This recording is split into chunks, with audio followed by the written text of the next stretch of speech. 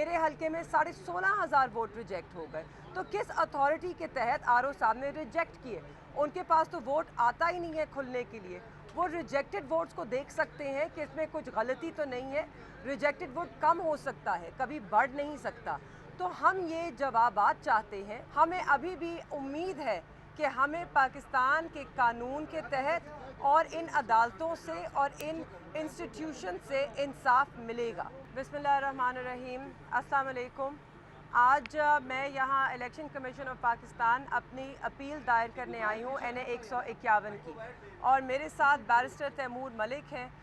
ये भी अपने एडिशनल डॉक्यूमेंट्स फ़ाइल करने आए हैं, इनकी अपील फ़ाइल हो चुकी है। हम इस मुल्क में आइन में और जो कानूनी कार्रवाई है और जो कानूनी प्रोसेस है उसमें यकीन रखते हैं। हमें अभी भी उम्मीद है कि हमें पाकिस्तान के कानून के तहत और इन अदालतों से और इन इंस्टीट्यूशन से इंसाफ मिलेगा।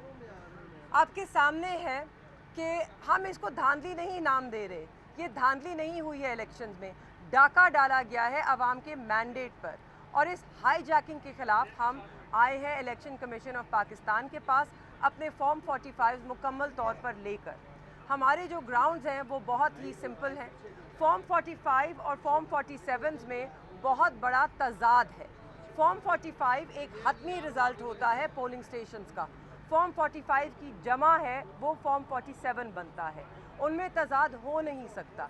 जो इलेक्शन कमीशन या इलेक्शन एक्ट के अपने कवानीन हैं उनके तहत आरओ के पास मुस्तरद वोट करने की कोई अथॉरिटी नहीं है।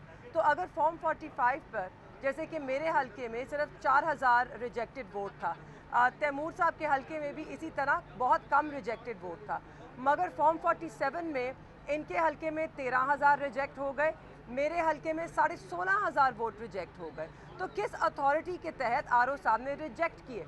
उनके पास तो वोट आता ही नहीं है खुलने के लिए। वो रिजेक्टेड वोट्स को देख सकते हैं कि इसमें कुछ गलती तो नहीं है, रिजेक्टेड वोट कम हो सकता है, कभी बढ़ नहीं सकता।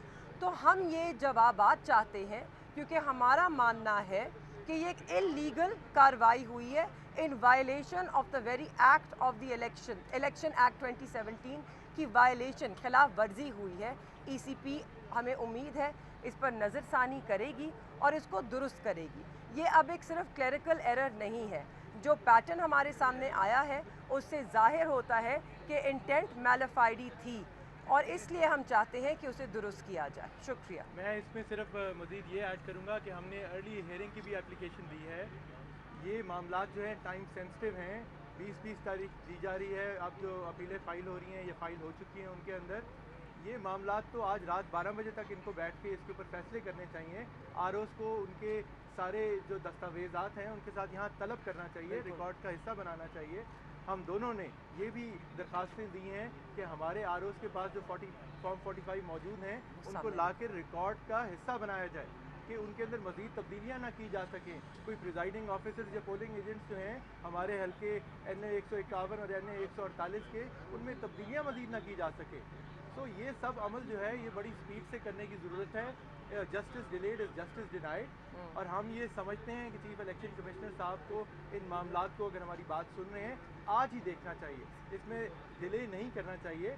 हमारे यहाँ जो बैलेट स्टफिंग हुई होगी वो तो अपनी जगह है, लेकिन मेरे खिलाफ साबिक वज़ीर आज़म को 104 वोटों की लीड है, उनके साहबजादे की मेहरबानो कुरैशी साहिबा के आगे चंद हज़ार की लीड है, जबकि असल में हम दोनों 6,000 से ऊपर लीड से दोनों सीटें जीत चुके हैं। और ये खाली हमारे फॉर्म 45 नहीं कहते, जो हमारे दूसरे हरीफ हैं, सियासी हरीफ जो हमारे और जो रिटर्न कैंडिडेट डिक्लेयर किए गए उनके बाद तीसरे नंबर पे आते हैं नून लीग के उम्मीदवार, वो भी यही कहते हैं, उनके फॉर्म 45 के मुताबिक भी हम जीते हैं।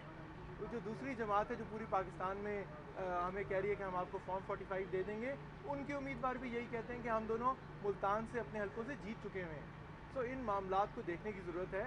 हमें आरओ के दफ्तर तक रसाई नहीं दी गई, फॉर्म 47 तश्कील दिए गए हमारी गैर मौजूदगी में।